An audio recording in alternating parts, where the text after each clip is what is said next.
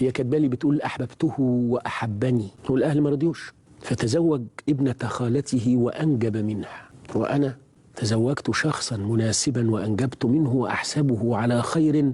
نعم الزوج، رجل كريم وهادي واخلاقه زي الفل. الوجع جاي اهو بقى. وما زالت روحي مع حبيبي. بتسالني انا بقى تقول لي ايه؟ طلع روحي يا ريت بايدي، وانا كنت طلعت روحها وروح اللي خلفوها. ما تسالني تقول لي عايشه على امل ان ربنا يجمعني بيه في الجنه. يا عين امك، انا لو عندي شعر كنت شديت. يجمعك بمين يا بنت في الجنه؟ ما كان جمعك بيه في الدنيا يا اخي. وفي الجنه حتى انت تروح الجنه وهو النار، او العكس، او انتوا الاثنين مع بعض في الجنه لو كنتما صالحين. انما هي الجنه فيها أربندوشي ركن للحبايب. الجنه هم وازواجهم، مش هم وحبايبهم.